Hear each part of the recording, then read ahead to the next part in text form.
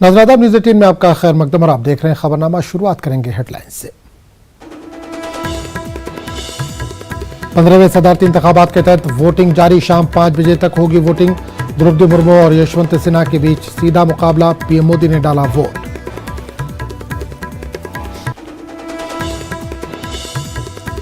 सदारती इंतखाबात के हवाले से वज़रा आला भी हरकत में। योगी आदित्यनाथ, नवीन पटनायक, भूपेंद्र पटेल समेत दीगर वज़रा ने अपने हक राय दही का किया इस्तेमाल।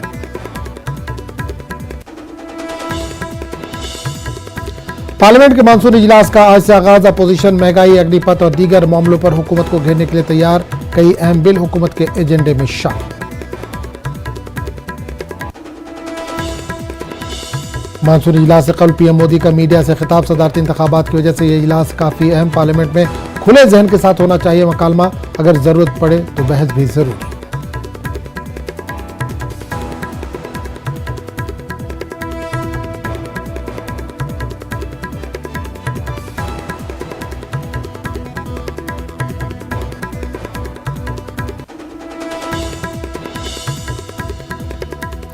मुल्क के कोरोना के नए मामलों में कदरे कमी।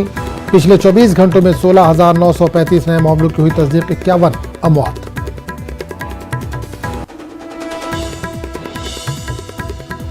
श्रीलंका में हालात अब भी दिगरगो। कारगुजार सदर रानिल विक्रमासिंघे ने इमरजेंसी का किया ऐलान।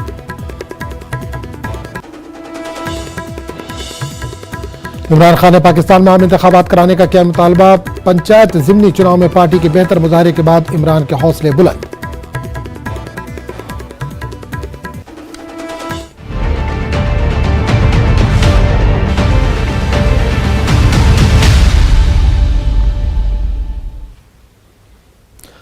द्रौपदी मुर्मू या यशवंत सिन्हा अगला सदर जमहूरिया कौन होगा? आज उनकी किस्मत का फैसला अरकान पार्लियामान और अरकान असम्बली कर रहे हैं।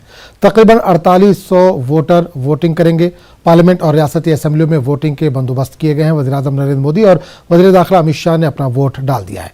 एनडीए उम्मीदवार को जीत का मजबूत दावेदार माना जा रहा है। इन्हें 27 छोटी बड़ी पार्टियों की हिमायत हासिल है। मुर्मू की तायद में बाज़ गैर एनडीए पार्टियां भी हैं।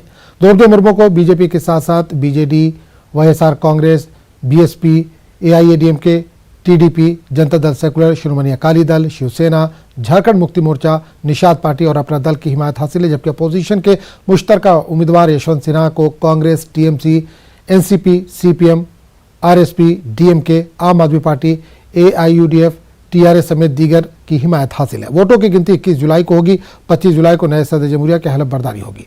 मौजूदा सदर रामनाथ कोविंद की मुद्दत कार 24 जुलाई को मुकम्मल हो रही है। उधर मगरबी बंगाल और महाराष्ट्र में बीजेपी को क्रॉस वोटिंग का खदशा है। लिहाजा इन दोनों रियासतों में पार्टी ने एक दिन कबल ही अपने अरकान असम्बली को होटल में शिफ्ट कर दिया है। बीजेपी अरकान असम्बली होटलों से सीधे असम्बली वोट डालने जाएंगे।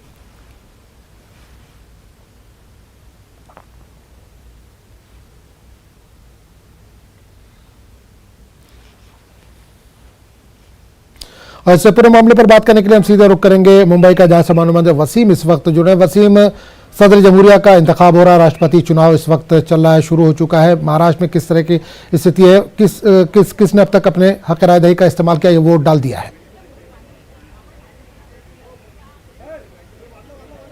देखिए, अब तक की अगर बात करें तो करीब 10 बजे ये वोटिंग की शुरुआत हुई। अब अभी जो आंकड़े हैं वो करीब 70 के करीब पहुंच चुके हैं। 70 विधायकों ने अब तक अपनी वोटिंग दे दी है। लगातार विधायक जो है लगातार यहाँ विधान भवन में पहुंच रहे हैं। आप देख सकते हैं किस तरह से अब भी एनसीपी के कई विधायक हैं यहाँ उतर रहे। बीजेपी के, शिवसेना के भी कुछ देर पहले आदित्य ठाकरे यहाँ पर गए। तो सभी जो विधायक हैं यहाँ लगातार पहुँच रहे अपनी वोटिंग के लिए। सारे लोग हैं। जिस तरह से दावों का सिलसिला लगातार जारी है। जिस तरह से हमने देखा कि कुछ देर पहले बीजेपी के बड़े नेताओं ने दावा किया है कि इस बार जो आंकड़े हैं वोटिंग के वो 200 के पार कर दिए जाएंगे, यानी 200 से ज़्यादा वोटिंग उन्हें मिलेगी। ये जताने की कोशिश की है कि कांग्रेस और एनसीपी के भी कई विधायक हैं जो टूटते हुए नजर आ रहे हैं और वो इनके साथ नजर आएंगे। अगर इस पूरे परिस्थिति की बात करें तो काफ़ी अहम रहा है महाराष्ट्र में जो वोटिंग परसेंटेज है उसको देखते हुए कि एक बड़ी संख्या साफ तौर पर दिखाई दे रही थी महाविकास आघाड़ी की। लेकिन जब शिंदे ग्रुप बना उसके बाद ये जो बड़ी संख्या संख्या है वो टूट चुकी है और ये 150 से 160 के करीब बाकायदा शिंदे ग्रुप और बीजेपी के जो नेता है उनको मिलाकर है। 40 शिवसेना के जो शिंदे ग्रुप के साथ गए, 10 विधायक जो इंडिपेंडेंट थे वो उनका समर्थन मिला उनको और 108 के करीब बीजेपी है। तो ये जो आंकड़े 160 के करीब पहुंच चुके हैं और ऐसे में जब उद्धव ठाकरे ने भी ऐलान कर दिया है कि वो एनडीए के उम्मीदवार द्रौपदी मुर्मू को अपना समर्थन देंगे, तो ये आंकड़े करीब 170-180 के करीब जा रहे हैं, यानी कि महज 20 आंकड़ों की इनको कमी। अगर ये 200 पार होता है तो कहीं ना कहीं एक बार फिर जो बीजेपी और शिंदे ग्रुप का दावा है वो साबित हो जाएगा और महाविकास अघाड़ी में एक बड़ी फूट देगी। फिलहाल तो ये जब नतीजे आएंगे उस दौरान इस बारे में बिल्कुल तभी वसीम आपको यहाँ पर रोकना चाहूंगा। इस वक्त हमारे साथ हमारे नुमाइंदे अनूप भी दिल्ली से जुड़े हैं। अनूप, राष्ट्रपति का चुनाव आज हो रहा है, वोटिंग का अमल 10 बजे से शुरू हो चुका है, आप दिल्ली में मौजूद हैं, किस तरह का माहौल है और कौन कौन अहम लोग हैं जो वोट डाल चुके हैं? देखिए, आपको बता दूं कि प्रधानमंत्री नरेंद्र मोदी वोट डाल चुके हैं, इसके अलावा कई केंद्रीय मंत्री वोट डाल चुके हैं और काफ़ी कह सकते हैं अहम दिन है। बीजेपी चाहती है कि इस चुनाव को बड़े मार्जिन से जीता जाए। जिस तरीके से एक क्रॉस मतलब कह सकते हैं कि विपक्षी पार्टियों की तरफ से भी वोट डाला जा रहा है, विपक्षी पार्टियों की तरफ से भी ये फैसला लिया गया है कि द्रौपदी मुर्मू को का समर्थन किया जाएगा। तो ऐसे में कहीं ना कहीं बीजेपी उत्साहित है और जिस तरीके से द्रौपदी मुर्मू को बीजेपी ने उम्मीदवार बनाया, बीजेपी को लगता है कि ज़्यादा से ज़्यादा राजनीतिक पार्टियां और दूसरी तरफ इनको ये भी भरोसा है कि कुछ राजनीतिक पार्टियां जो पार्टी के लिहाज से यशवंत सिन्हा को समर्थन कर रहे हैं, उसके बावजूद चूंकि द्रौपदी मुर्मू आदिवासी और महिला हैं, तो ऐसे में उनको उस सांसद और विधायक का भी समर्थन वोटिंग प्रक्रिया में मिलेगी। तो कुल मिलाकर के बीजेपी को भरोसा है कि एक बड़े मार्जिन से द्रौपदी मुर्मू को इस चुनाव में जीत मिल सकती है। जी बिल्कुल, लेकिन ये भी देखा गया अनूप कि मुर्मू की जीत यकीनी बताई जा रही है जिस तरह से आंकड़े बता रहे हैं, लेकिन यशवंत सिन्हा का जो खेमा है या अपोजिशन का जो खेमा है वो भी मुतमईन नजर आ रहा है कि जीत उनकी ही होगी।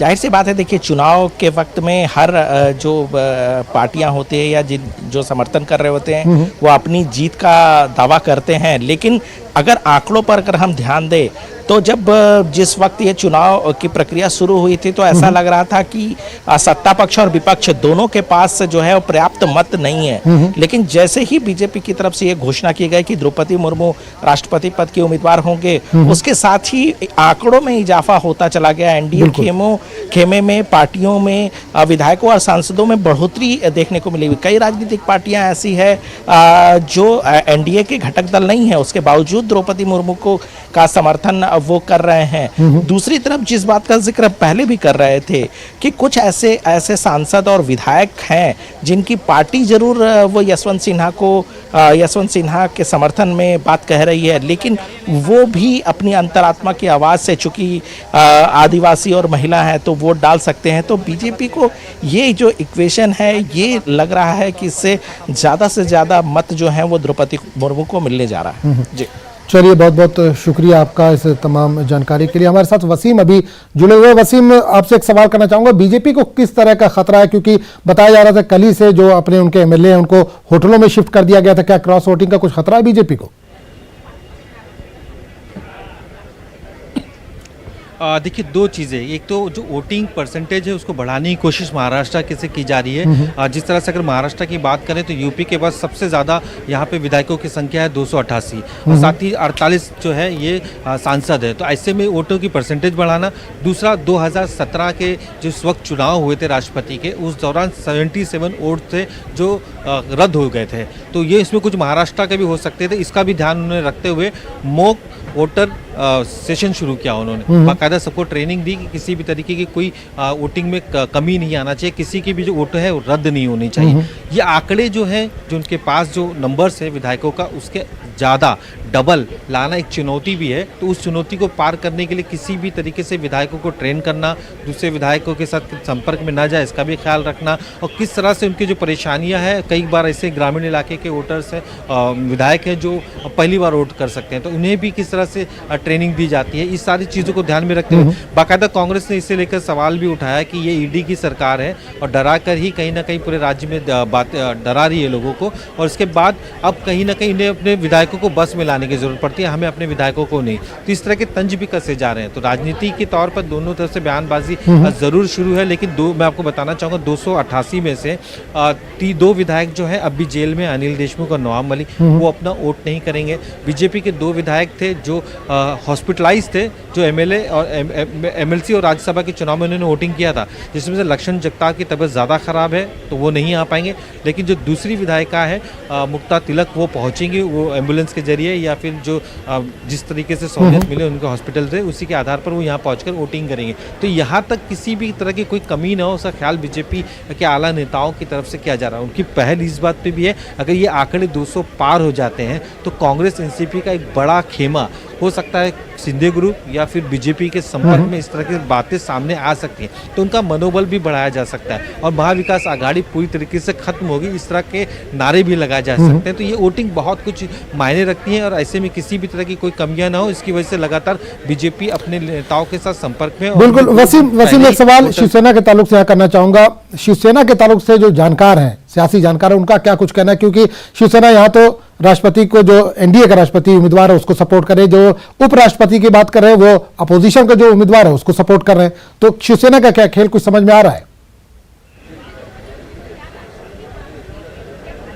देखिए, जिस तरह से उद्धव ठाकरे ने अपनी जो रणनीति है तय की है शिंदे ग्रुप के जाने के बाद, सबसे पहले उनकी प्राथमिकता है कि बीजेपी में, माफ़ कीजिएगा, शिवसेना में जो नाराज़गी है, उस नाराज़गी में जो सांसद हैं उनके साथ कहीं ना कहीं चर्चा किया जाए और किसी भी तरीके से कोई विद्रोह की आवाज़ ना उठे, इसका भी ख्याल रखा जाए, जिसकी वजह से शिवसेना को इस तरह के डिसीजन लेने पड़े। क्योंकि कई सांसदों ने एक पत्र भी लिखे थे, उसमें उन्होंने मांग की थी कि एनडीए के जो उम्मीदवार हैं उन्हें हमें वोट देना चाहिए, क्योंकि एक आदिवासी महिला है और उनका कहीं ना कहीं सर्वोच्च पद पर बैठना सबसे ज़्यादा ज़रूरी है। तो इस तरह की जो मांगे थी उसको भी ध्यान में रखते हुए, और जो शिंदे ग्रुप की तरफ से उनको धोखा मिला है और जिस तरह से उन्हें कई तरह के आज भी परिस्थितियों से गुजरना पड़ रहा है, तो ऐसे में किसी भी तरह की कोई वो रिस्क नहीं लेना चाहते थे, जो जानकार बता रहे, जिसकी वजह से उन्होंने महाविकास आघाड़ी में रहते हुए भी इस तरह के समर्थन दिए और ये बताने की कोशिश की कि इससे पहले जब प्रतिभा पाटिल जी थी या फिर प्रणब मुखर्जी थे, वो उनके समर्थन उनके सहयोगी दलों में उस वक्त नहीं थे, वो बीजेपी के साथ थे, इसके बावजूद भी उन्होंने उसका वोट दिया था। तो एक तरफ शिवसेना को अपनी पार्टी बचाना है, दूसरी तरफ अपने विधायकों को संभालना है, सांसद ना टूटे उसकी भी ख्याल रखना है। ऐसे में इस तरह के नारे दिए गए। अब ये बताने की कोशिश की जा रही है कि उप राष्ट्रपति चुनाव के दौरान वो किस तरह से अपनी भूमिका बदल रही है। तो दोनों ही तरफ से जायजा लिया जा रहा है और शिवसेना, उद्धव ठाकरे बाकायदा अपने विधायकों के साथ, नेताओं के साथ चर्चा करके अपने जो अगला कदम है वो उसको उठाने की कोशिश करें। चलिए, बहुत बहुत शुक्रिया वसीम इस तमाम जानकारी के लिए। तमाम रियासतों के असेंबलियों में भी वोटिंग का अमल जारी है। उत्तर प्रदेश के वज़ीर आला योगी आदित्यनाथ, गुजरात के वज़ीर आला भूपेंद्र पटेल, उड़ीसा के वज़ीर आला नवीन पटनायक, तमिलनाडु के वज़ीर आला एम के स्टालिन, राजस्थान के वज़ीर आला अशोक गहलोत, उत्तराखंड के वज़ीर आला पुष्कर सिंह धामी, आंध्र प्रदेश के वज़ीर आला जगन मोहन रेड्डी, मध्य प्रदेश के वज़ीर आला शिवराज सिंह, दिल्ली के डिप्टी सीएम मनीष सिसोदिया ने सदारती इंतखाबात के लिए अपने हक़ राय रद्दही का इस्तेमाल किया।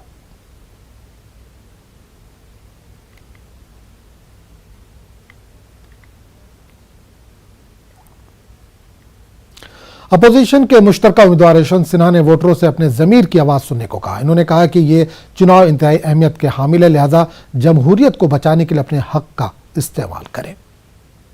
ये चुनाव मैंने बार बार जोर दे के कहा है कि बहुत महत्वपूर्ण है, क्योंकि आने वाले दिनों में ये दिशा तय करेगा कि भारत में प्रजातंत्र बचेगा या धीरे धीरे करके समाप्त हो जाएगा।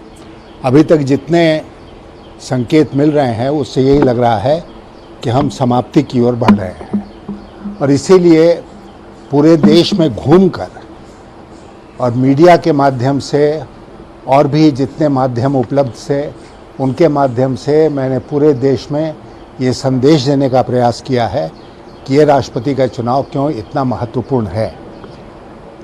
अब आज वोटिंग हो रही है। मैं सारे मतदाताओं से अपील करना चाहता हूं कि वो अपनी अंतरात्मा की आवाज़ सुने। ये वोट, जैसा आप जानते हैं, इसमें पार्टी का व्हिप नहीं जारी होता है और इसमें सीक्रेट बैलेट होता है। तो इसलिए हर किसी से उम्मीद की जाती है कि अपने विवेक अनुसार इसमें वोट डालेंगे। मैं उम्मीद करता हूं कि जितने मतदाता हैं पूरे देश में वो अपने विवेक का इस्तेमाल करेंगे और प्रजातंत्र को बचाने के लिए मेरे पक्ष में अपना वोट कास्ट करेंगे। खबरों का सिलसिला जारी रहेगा, लेकिन एक छोटे से वक्फे के बाद।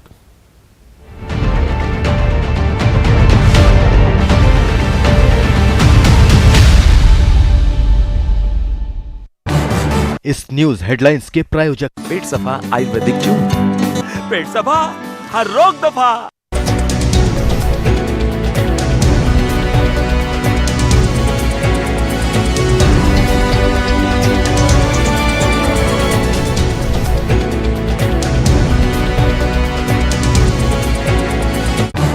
इस न्यूज हेडलाइंस के प्रायोजक पेट सफा आयुर्वेदिक जून, पेट सफा हर रोग दफा।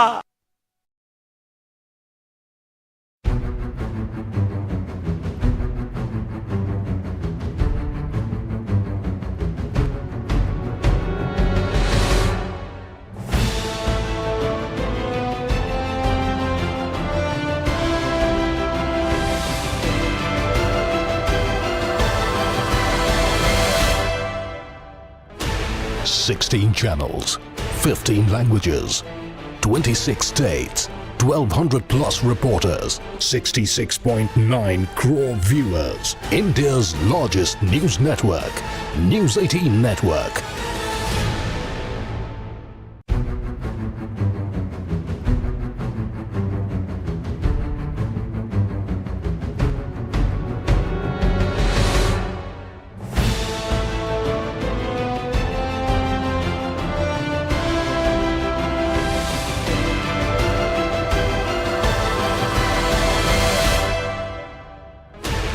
Sixteen channels, 15 languages, 26 states, 1,200 plus reporters, 66.9 crore viewers. India's largest news network, News 18 Network.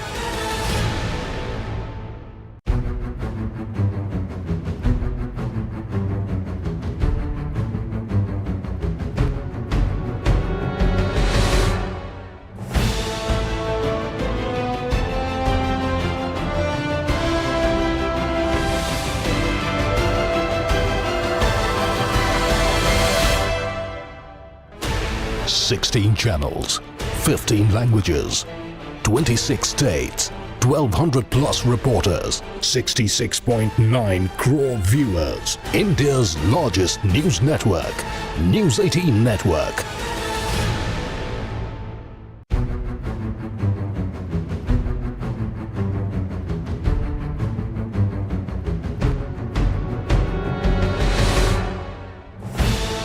Ayurvedic जून, पेट सफा हर रोग दफा।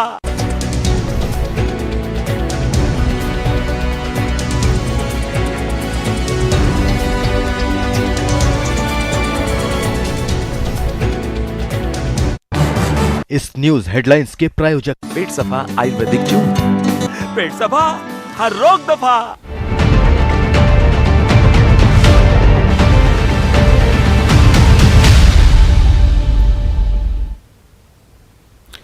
पार्लियामेंट का मानसून इजलास शुरू हो गया है।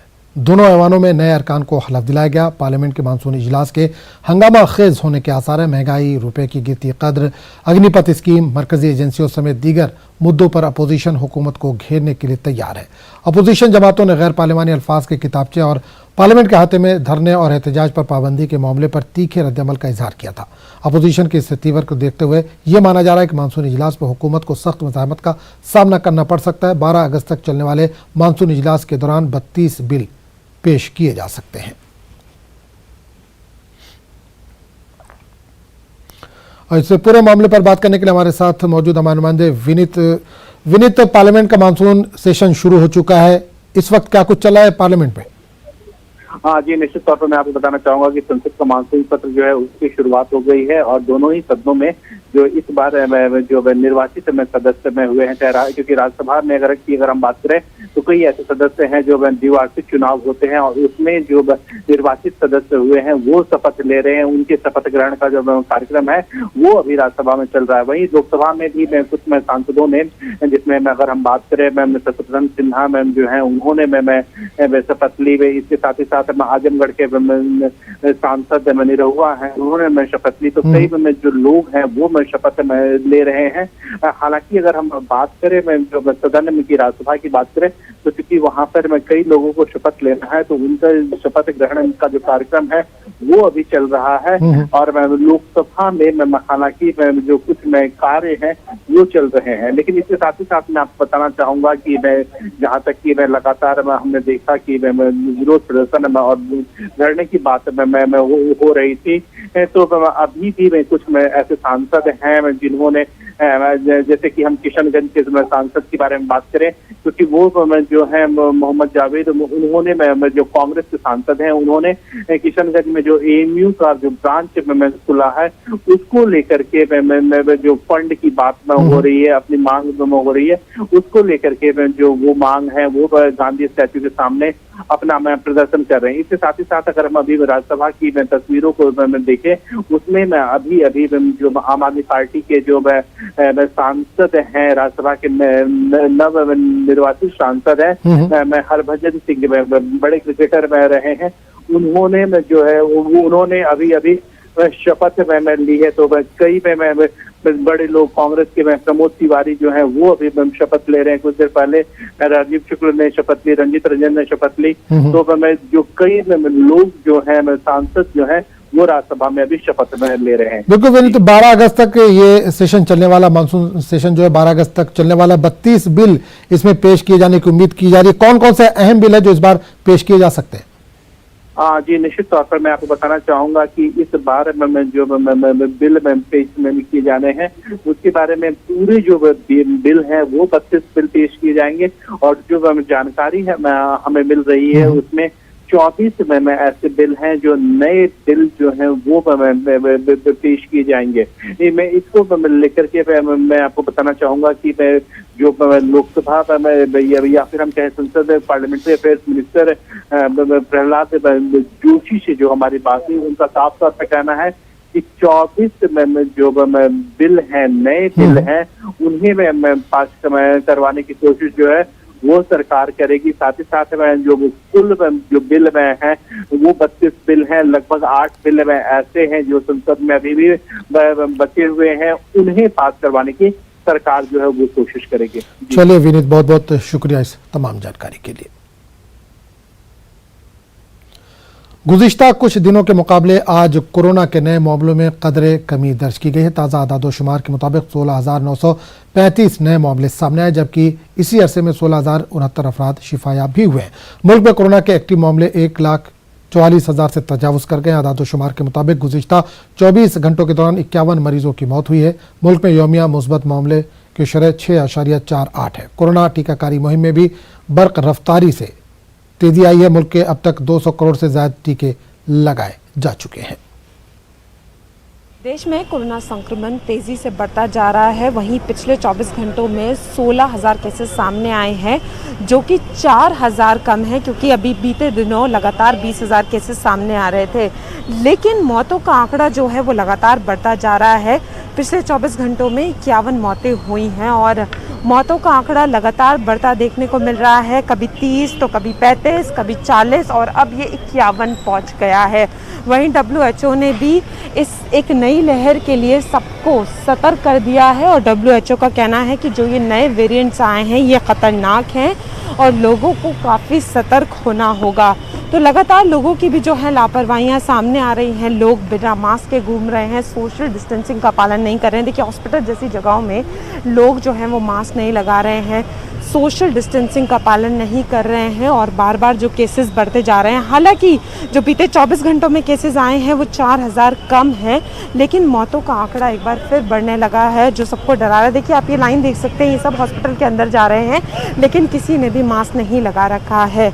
और यही चीज़ है कि जो संक्रमण है वो बढ़ता जा रहा है और अभी जब से नए रूप आए हैं तो लगातार वो केसेस में इजाफा हो रहा है और लोगों के लिए ख़तरा बनता जा रहा है। तो बहुत ज़रूरी हो गया है कि लोग प्रोटोकॉल को फॉलो करें, गाइडलाइंस को फॉलो करें।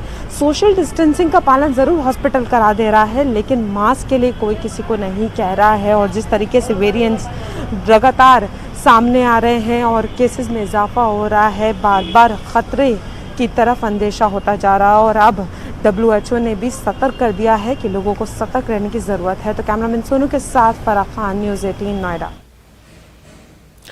सार्फिन की जेब पर आज से मजीद बार पड़ेगा। बाज डब्बा बंद और पैकेट वाली मार्का शुदा अशिया, पेंसिल, कैंची, एटलस, ड्राइंग करने की स्याही, chequebook, LED lamps, solar water heater समेत दीगर अशिया पर आज से आवाम को 5 से 18% GST अदा करने होंगे। इसके साथ साथ खिदमात के शोबे में भी सार्फिन को ज़्यादा GST अदा करनी होगी। अस्पताल में 5000 से ज़्यादा के किराए वाले कमरों पर 5%, जबकि होटल के 1000 रुपये के किराए वाले कमरे पर अब 12% GST लगेगा। इसके साथ साथ ब्लेड, पेपर, कैंची, शार्पनर और चम्मच पर 18% GST अदा करना होगा।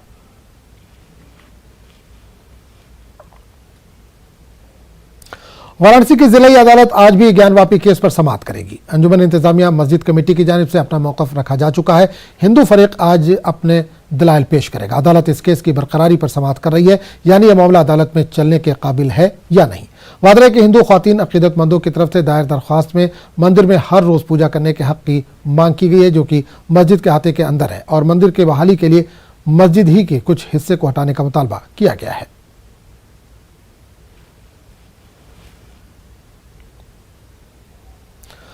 मुंबई के भोइंदर इलाके में नामालूम अफराद ने बीती शब बीच सड़क पर बीजेपी लीडर सुल्ताना खान पर हमला कर दिया, जिसके नतीजे में वो जख्मी हो गई। इन्हें अस्पताल ले जाया गया। डॉक्टरों के मुताबिक इनकी हालत अब मुस्तहकम है। सुल्ताना खान महाराष्ट्र बीजेपी अक़लियती ख्वातीन मोर्चे की सदर हैं। इन पर हमला उस वक्त किया गया जब वो अपने कार में दीपक अस्पताल जा रही थी। चंद मोटरसाइकिल सवार अचानक इनकी कार के सामने आए। इन्होंने कार के विंडशील्ड को तोड़ा और हमलावरों ने सुल्ताना खान पर तेज धार वाले हथियार से हमला किया। पुलिस मामले की तहकीकात कर रही है। तो मैडम हमारी बता सकती हैं, सुल्ताना खान जो हमारी वाइफ हैं वही बता सकती हैं कि असली का वजह क्या है, कारण क्या है। चलती चलती गाड़ी से बाइक से आके आगे रोक लिया और ऑल ऑफ सडन उतर के आगे का विंड स्क्रीन तोड़ा और लेफ्ट साइड जहाँ पे मैडम हमारी बैठी थी वो ग्लास तोड़ के और मुंह पे स्टेप करने के लिए गए। हाथ में क्या था क्या नहीं, जब तक कि हम चिल्लाएं तब तक के हाथ के ऊपर उसने स्टैबिंग किया और बोला कि ये टोकन है, ये टोकन है, तुमको और तुम्हारे ख़ानदान को नस्तो नाबूद कर देंगे और तुम बहुत उड़ रही हो, और बेइंतहा गालियाँ दी हैं। वो मेरे पास आए तो जम्मू कश्मीर के सांबा में सिक्योरिटी फोर्सेस का बड़े पैमाने पर सर्च ऑपरेशन चला। सांबा सेक्टर बैनुल-अक़वामी सरहद के करीब सर्च ऑपरेशन हुआ। कल रात चली यारी गांव के लोगों ने ड्रोन की नकल हरकत देखी थी, जिसके बाद सिक्योरिटी फोर्सेस फौरी हरकत में आई और रात को इलाके में सर्च ऑपरेशन अंजाम दिया गया, जिसके बाद आज सुबह जम्मू कश्मीर पुलिस की SOG टीम, BSF और CRPF ने बैनुल-अक़वामी सरहद से करीब इलाकों में बड़े पैमाने पर सर्च ऑपरेशन किया। सर्च ऑपरेशन में ड्रोन की मदद भी ली गई और पूरे इलाके को खंगाला गया।